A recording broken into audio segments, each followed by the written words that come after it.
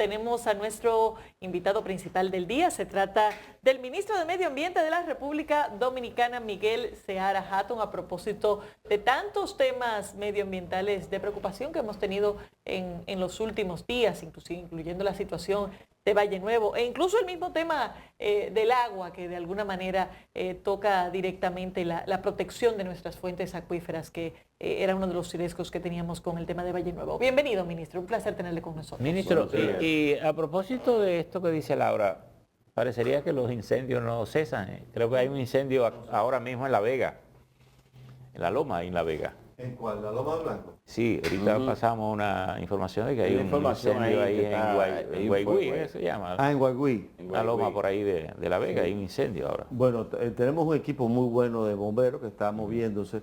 En este momento cuando me levanté vine para acá directo y no vi, regularmente tengo el mensaje temprano en la mañana, pero tenemos un equipo muy bueno de bomberos que está haciendo frente a todos los incendios que están ocurriendo. ¿Cuántos bomberos forestales tenemos en el país? Alrededor de 200 y tantos. Están equipados y tienen un buen entrenamiento. ¿Y qué está pasando con estos incendios? El 98%, el 2%, te lo pongo de manera diferente, el 2% es solamente de origen natural. O sea, que un rayo cae. ¿Cómo es? ¿El 2%? El 2%. El resto son producidos. Los otros son la mano humana por la persona. O intencional o por descuido. Exactamente. O sea, alguien que quiera hacer qué sé yo, limpiar un terreno. Llevan su predio, lo enciende y eso es la meta que sigue entonces. Hay mucha gente sometida en este momento. Mucha gente sometida. Hay bastantes. Bueno, digamos, en todos los casos estamos tratando de someter Ministro, con ese tema siempre se ha hablado de la necesidad de un avión cisterna en el país. Nosotros tenemos 3 helicópteros, pero el tema del avión tiene que ser coordinado con el equipo en tierra. Es decir, no es que yo cojo un avión y comienza a regar agua. No, eso no funciona así. Y además se supone que es un equipo especial, ¿no? Sí, aquí tenemos 3 helicópteros, ya el Estado Dominicano compró 3 helicópteros. Pero todavía no ha habido, exceptuando, se usó en Valle Nuevo, un poco para probarlo, saberlo cómo funcionaba. ¿Son nuevos los 3? Son nuevos equipos, sí. Okay. Son parte de los equipos nuevos que ha comprado el gobierno de helicópteros. ¿Se supone que con estos 3 equipos entonces se pueda responder más ágilmente a este tipo de situaciones? Se pueda responder, pero que depende del tipo de incendio, en donde esté, la coordinación que haya con el equipo en tierra. Si no, tú tiras el agua y se desperdicia. Ahora sí hay una serie de materiales que hemos determinados ahora que tienen una capacidad, digamos, de apagar el fuego mucho más rápidamente. La República Dominicana está afectada en estos momentos por una gran sequía. Incluso, decía don Percio, refería de que en algunos lugares, incluso para el reguío, le están poniendo en turno para... ¿Qué está haciendo el gobierno y sobre todo el medio ambiente para...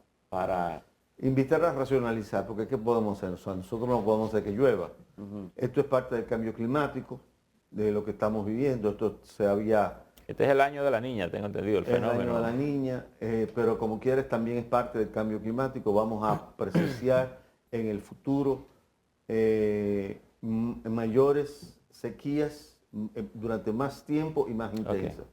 Igual que en los periodos de lluvia vamos a ver más lluvia, ¿no? Menos tiempo de lluvia, pero más intensidad, como lo que ocurrió el 4 de noviembre. Pero es pedirle a la población racionalizar el agua, pero ¿y si esto se mantiene un poco más hacia allá, 5 o 6 meses, ¿cómo la población, o sea, hay que hacer algo para poder...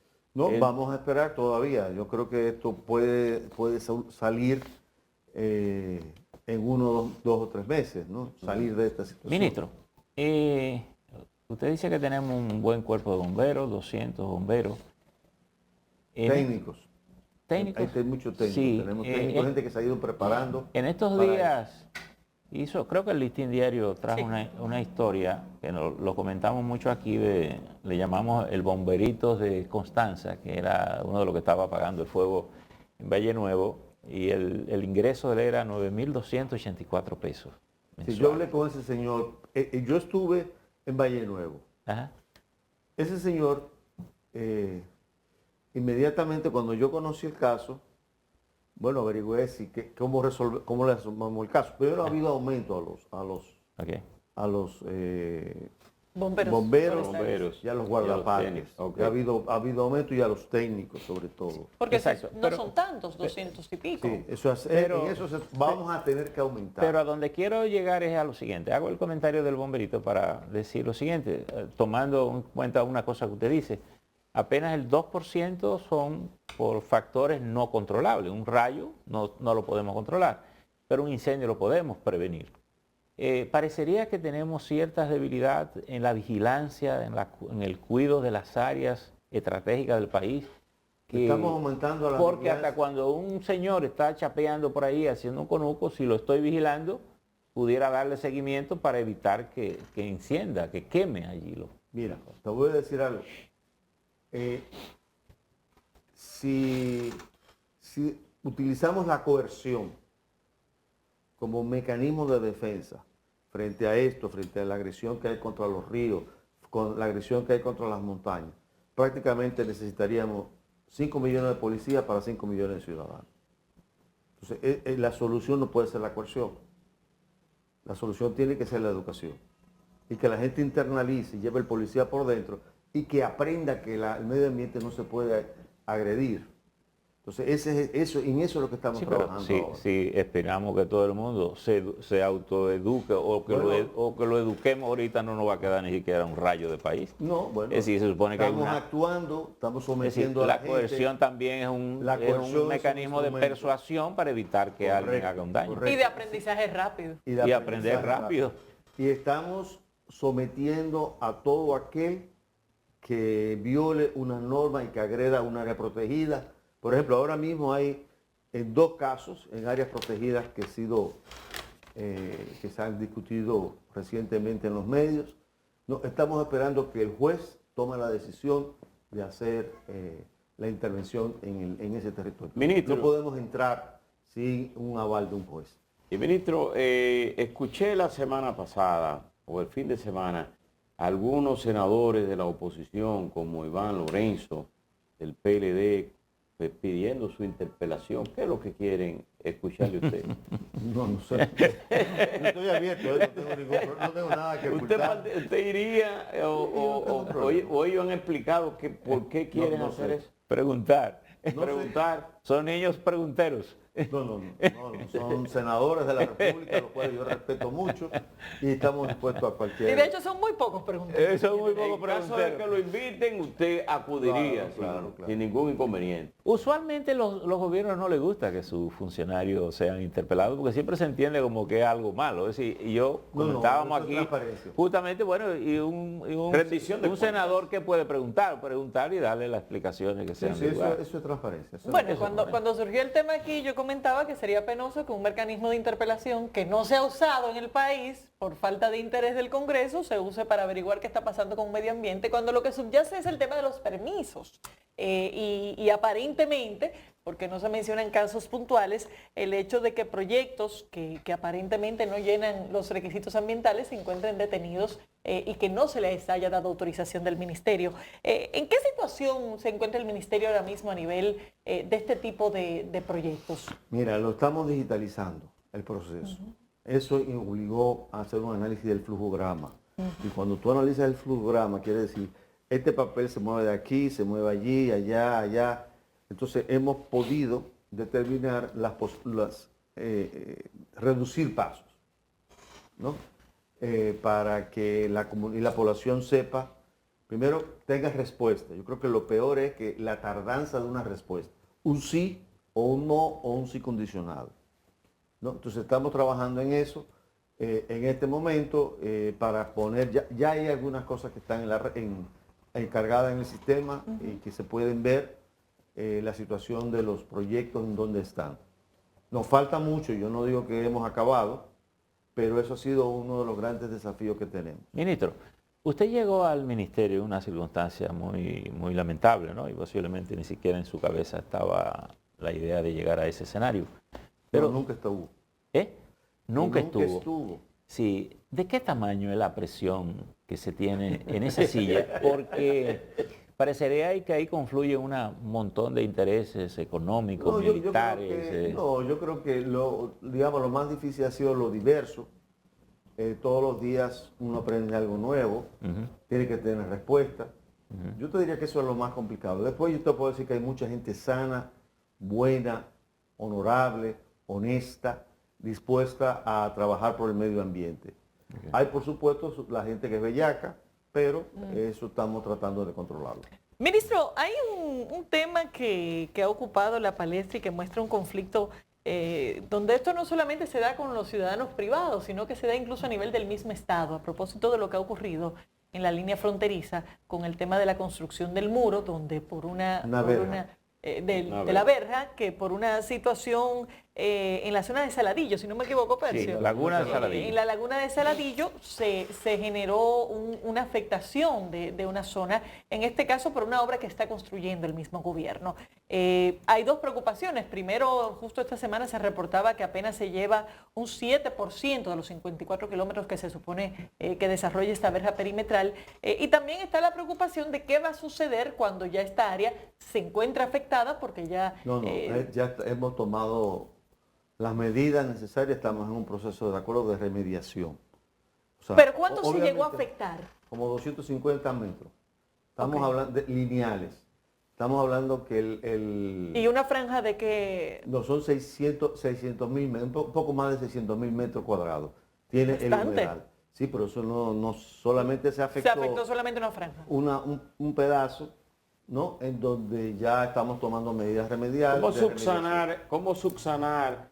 Se van a poner unas tuberías especiales de un determinado diámetro. Se mandó un equipo para que el agua fluya de un lado a otro. Para que el agua fluya de un lado a otro.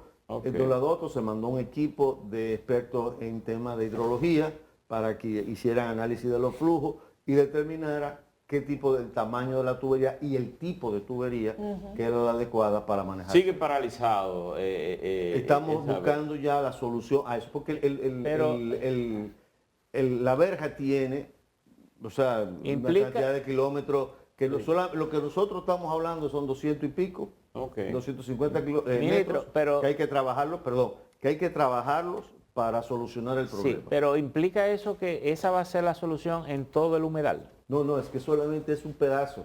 Sí, pero ¿cómo van a solucionar entonces la otra parte? Es que no toca el humedal, no afecta el humedal. Pero usted no dice que el humedal tiene 600 y tal. Sí, pero ¿no se supone que la verja tiene que atravesar el humedal? No. La verja lo atraviesa en un solo punto. En un solo punto. Y ese punto son 200 metros.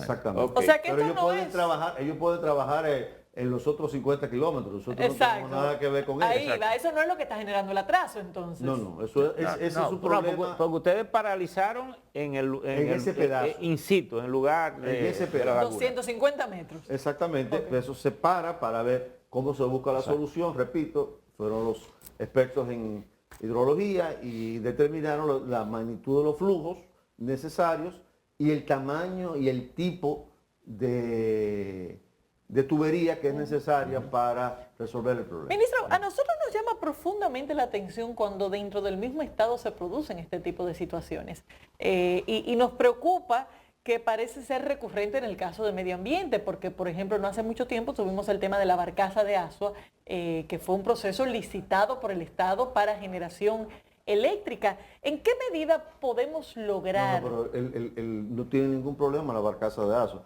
A eso se le dio su permiso ambiental y se le puso sus condiciones. O sea, está claro el permiso y las condiciones que tiene que cumplir la barcaza. Se le movió para que hay unas torres, ¿no?, de transmisión no cayera dentro de los 60 metros. Eso se ordenó perfectamente. Y ya está totalmente regularizado. Por lo menos el permiso. O sea, nosotros... Pero ellos creo que todavía no están instalados, ¿no? ¿Y se van a instalar? Porque aparentemente este fue un tema de conflicto importante para la empresa.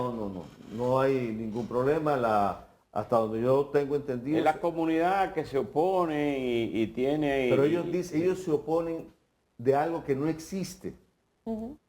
Ellos están diciendo que hay raquiña, que hay no sé qué, que hay ciertos tipos de enfermedades, pero eso, en todo caso, lo que produce eso es lo que existe, no lo que va a existir. ¿Me entienden? Entonces, nosotros determinamos... ¿Y qué es lo que produce raquiña? No, parte de la población decía que había una serie de enfermedades y que eso iba a producir trastornos en la población, etc. Bueno, pero esos son los temas, digamos, sociales en este tipo de comunidad. Había un problema real respecto a la ubicación de las barcazas, que es lo que usted me dice que se resolvió. Sí, o sea, simplemente cuando tú llegas a un sitio, es un proceso. Tú empiezas a mover el equipo hasta que quede claro en dónde puede estar. Eso siempre ocurre en cualquier... ¿Y qué afectaba? En cualquier de análisis de factibilidad, de impacto ambiental, se corrige.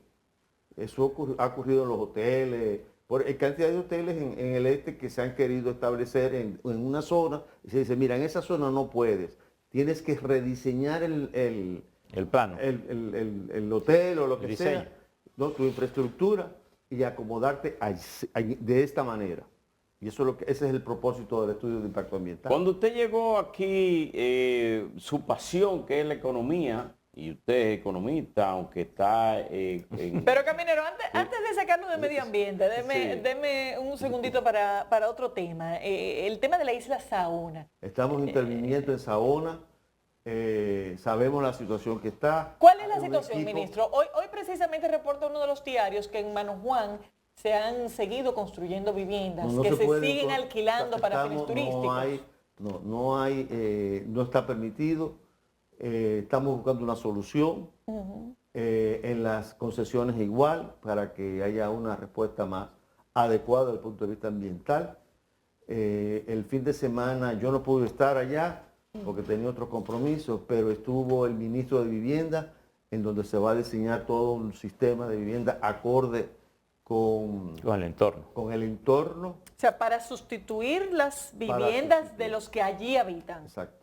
Lo cual no se va a permitir una vivienda más, ni anexos, ni nada de eso. ¿Y las que tienen vocación turística que se alquilan?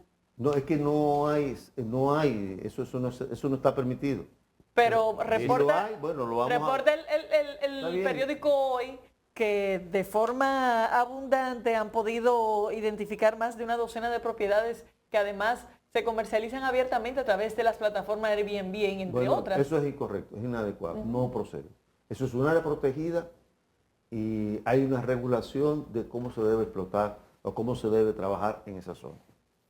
Bueno, y estamos en ese proceso.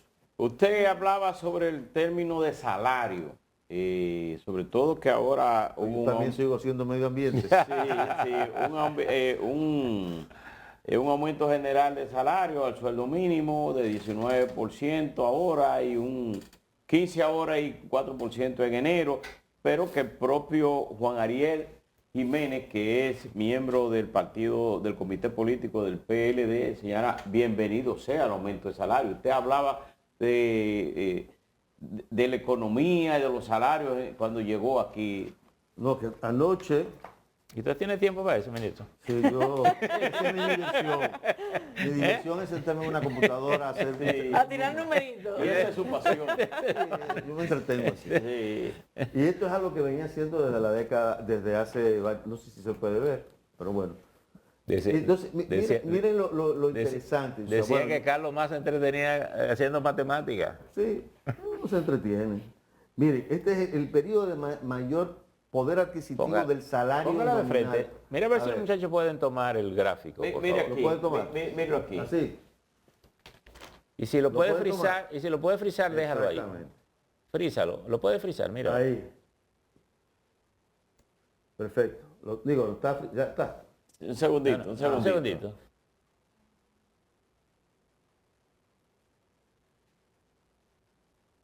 Ya, lo frizaron. Okay. Mira, uno de los temas más importantes del debate es el tema del salario. Porque ahí está. El salario, al final de cuentas, es una lucha por el excedente. El salario se fija básicamente por una lucha social. Se genera un excedente económico y los diferentes grupos luchan por ese excedente, cómo se va a distribuir el excedente. Y ahí se forma la ganancia y se forma el salario. Entonces, el periodo donde ha habido mayor movilización social en la República Dominicana fue el periodo post-Trujillo. Y por eso ustedes ven ahí ese aumento que es del 63 al 68. En el centro, hacia arriba. En 63, 68, ¿no? Esa es la tutuma que está en el medio. Para que los amigos Exactamente. televidentes entiendan. Exactamente. Esto es en el 30, No el dice- salario real. Base 63-69, ahí arriba. Exactamente. Ahí, ustedes tienen desde el 30, ¿no? Fue deflactado con un índice combinado desde el 47 el IPC de República Dominicana y luego utilicé el índice, porque no había más, hacia atrás no había más índice de precio, utilicé un índice de precio bueno, encontré uno del Banco Central, pero básicamente utilicé el de Estados Unidos, del dólar, porque en esa época circulaba dólar prácticamente en el país. Entonces, mire, hasta el 47, que es cuando se sustituye por la moneda dominicana, ¿no? ¿Y cuál es esa baja ahí, la menor categoría? Eso es en el 45, 40 y pico, Ok. ¿no? Ahora, la mayor movilidad social fue el mayor nivel de salario. Sin embargo, ahora, fíjense que ya el salario se recupera completamente, recupera el nivel que teníamos en el nivel más alto histórico del poder adquisitivo del salario, con este aumento que se ha logrado ahora. Y eso se ha conseguido en los últimos, desde el año 20, se ha logrado esa recuperación. Empezamos. Del 20 para acá. 19, en el 19 hasta el 23. Hay 9 años a todo lo largo hay 9 años, sí, a todo lo largo de la historia dominicana, en 93 años, en los cuales el poder adquisitivo del salario iguala al periodo de mayor poder adquisitivo que fue del 63-64. Ahora, Ministro, hace años que en el país no indexamos el monto de referencia para la parte exenta desde el punto de vista de los salarios en la DGI. La parte impositiva. Y ha estado el debate recientemente de que eso es una forma de precisamente garantizar un mejor aprovechamiento del salario, porque mientras dejamos eso sin actualizar, sencillamente hay mucha gente que sigue pagando más impuestos a pesar de que debería pagar menos por un aumento de esta referencia. ¿Cuál es su opinión con ese tema? No, que el salario tiene que, la ley tiene que indexarse. O sea, indudablemente eso no hay. ¿Por qué no se ha indexado? Mira, no sé, yo te sugiero que invites a Hochi, al ministro de Hacienda, y te dé las explicaciones, porque ahí sí yo no tengo el seguimiento diario, y menos ahora. Antes lo tenía más, ahora menos.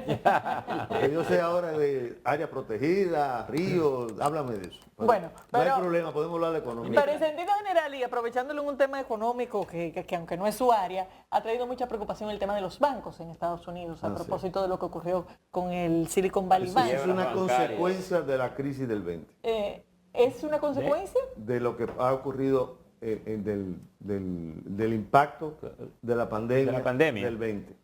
Normalmente este tipo de situaciones lo que traen la preocupación es de si puede replicar de alguna manera en otros países. ¿Hay algún riesgo para la República No, Dominicana? yo no creo, porque realmente en este país, después de la crisis del 2003 y 2004, se tomaron una serie de medidas.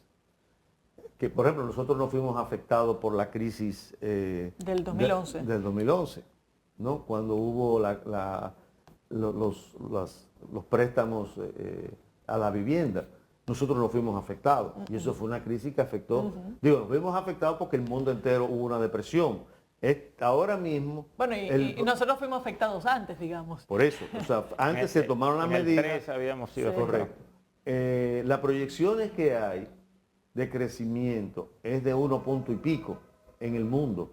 Y de 1 punto y tanto es. Creo que tengo esa información acá. Pero algo que se teme es que eso afecte a la economía mundial. Y si afecta a la Sí, economía mundial, de hecho, evidentemente no va a la afectar a proyección nosotros. es que va a haber una caída. Mira, en América Latina la proyección que hay es 1.3. Sin embargo, nosotros tenemos la proyección de 4.6. Ujú. ¿No? O sea que... O sea que no hay ningún elemento de preocupación desde el punto de vista del sistema bancario. No. No, uno siempre tiene que tener, tomar Hay que prepararse para lo precauciones peor, para evitar cualquier situación, ¿no? Pero en general, una de las cosas en la cual coinciden todos los organismos internacionales, las agencias evaluadoras de crédito, es que el sistema financiero dominicano está bien, está sano y está sólido. Y está estable, ¿no? Como consecuencia desafortunada de los eventos del 2003 y del 2004. ¿No? Y ahí se aprendió la lección de mala manera. En una economía cada vez más universalizada, a veces hay muchísimos factores que no dependen de uno y afectan a uno. Sí, a veces más de lo que uno mismo hace. Si aumenta, por ejemplo, si aumenta la tasa de interés en los Estados Unidos, nos vemos nosotros obligados a aumentar la tasa de interés. Que en el Pero caso, eso genera, que en el caso nuestro, el Banco Central la ha frisado en 8.5. Eso es altísimo. Sin embargo, el sistema en Estados Unidos se dice que tiene que seguir recogiendo dinero porque dicen que llegamos a un momento en la pandemia que recibir ayuda de Estados Unidos era mejor que trabajar, ¿verdad? Y la explicación de los expertos es que ese aumento de la Reserva Federal es lo que ha ocasionado lo de los bancos.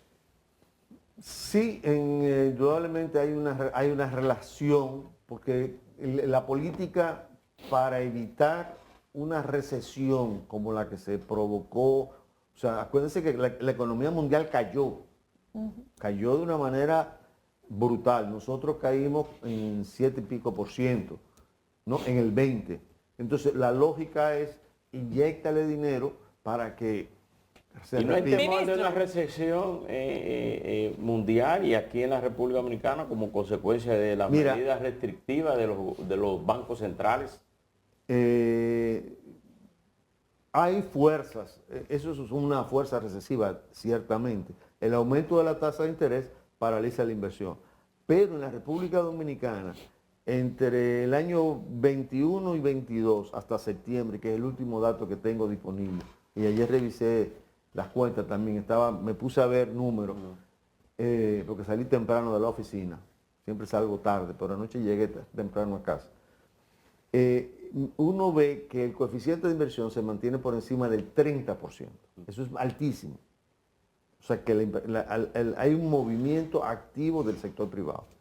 Hay confianza, hay confianza. Ministro, y, bueno, y hay varias cosas. Finalmente. No quiero dejar de que se nos acabe de ir el tiempo sin preguntar qué rol está teniendo el ministerio en el tema del proyecto de ley de agua que el gobierno dijo que iba a depositar. Estamos trabajando activamente. La ley de agua, cuando yo estaba en el Ministerio de Economía, el gabinete del agua tiene su asiento en el Ministerio de Economía.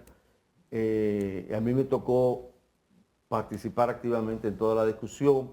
Ahora en medio ambiente también hemos llevado una discusión muy intensa, hemos hecho algunas propuestas. Ya prácticamente esa propuesta de ley está terminada, casi ya. Bueno, muchísimas gracias, ministro, por su participación. Don Percio. Muy bien. No, ministro, gracias. No hay tiempo. Gracias. Lo que le quería decir... Pero puedo seguir hablando, no hay problema. Y así es breve, porque aquí anda el Banco Mundial. El Banco Mundial está aquí. ¿Usted dejó algún tema pendiente con el Banco Mundial? Sí, hablamos básicamente en el caso mío, Sí. sobre cambio climático. Sobre cambio climático. Es un honor para el país tener usted lo tiene aquí y señor tiene el Malpaz. tema, pero parece que hay un tema económico también. Sí, indudablemente este es uno de los grandes retos, no de nosotros, del mundo entero, Muy bien. porque esto va a reestructurar completamente nuestras economías. Gracias por estar con nosotros. Ya sí, ministro. Muchas buena gracias por haber estado con nosotros. Despedimos a Miguel Seara Hatton, ministro de Medio Ambiente de la República Dominicana. Despedimos también la entrega del día de hoy. Nos vemos mañana.